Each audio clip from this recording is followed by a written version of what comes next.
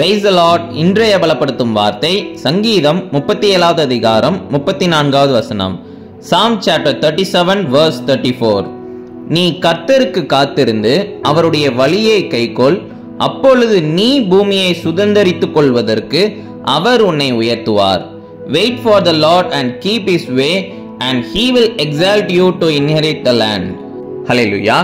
உங்களுடைய வாழ்க்கையில அனுதினமும் கர்த்தருக்கு காத்திருந்து அவர் சொன்னபடி நீங்க வாழ்ந்திருந்தீங்க அப்படின்னா கண்டிப்பா இந்த உலகத்தில் இருக்கிற எல்லா ஆசீர்வாதங்களையும் சுதந்திரித்துக் கொள்ள அவர் உங்களுக்கு உதவி செய்வார்.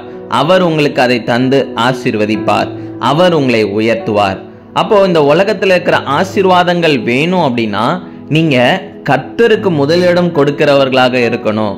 கர்த்தருக்கு காத்து இருக்கணும். கர்த்தர்கிட்ட சொல்லி ஜெபம் பண்ணணும். ஆண்டவரே, என்னுடைய வாழ்க்கையுடைய கருத்துல நான் அர்ப்பணிச்சிட்டேன். நீங்க எனக்கு எப்போ உயர்வு தருவீங்களோ நீங்க தாங்க. நீங்க எப்போ என்ன ஆசீர்வதிக்கிறீங்களோ என்ன ஆசீர்வதிங்க அப்படின்னு சொல்லி நீங்க காத்திருந்து அர்ப்பணிச்சு நீங்க ஜெபம் பண்ணி அவர் சொன்ன வார்த்தையின்படி நீங்க வாழ்கிறவர்களாக இருந்தீங்கன்னா நிச்சயம் ஒரு நாள் வரும், கர்த்தர் இந்த பூமியை சுதந்திரித்துக் கொள்வதற்கு அவர் உங்களை உயர்த்துவார். அல்லேலூயா. அந்த நாள் நிச்சயம் உங்களுடைய வாழ்க்கையில வரும்.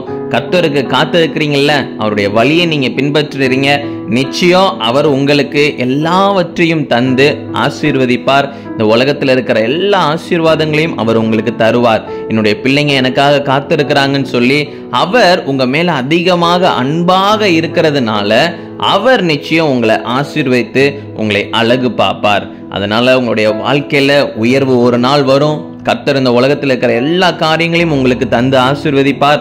காத்துருங்க, அவருடைய வார்த்தையின்படி வாழுங்க. நிச்சயம் ஒரு பெரிய ஆசீர்வாதத்தை உங்களுடைய வாழ்க்கையில நீங்க பெற்றுக்கொள்வீங்க.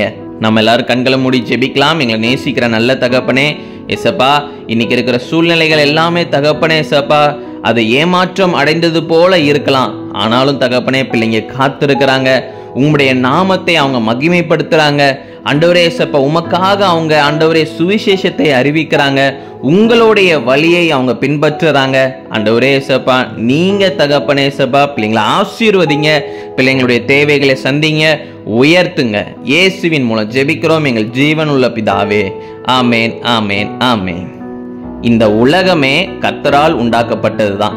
அப்போ கர்த்தர் நினைச்சாங்க அப்படின்னா இந்த உலகத்துல இருக்கிற எல்லா காரியங்களையும் உங்களுக்கு தந்து ஆசீர்வதிப்பார். காத்திருங்க, அவருடைய வார்த்தையின்படி வாழுங்க, ஆசீர்வாதத்தை பெற்றுக்கொள்ளுங்க. God bless you. Have a blessed day.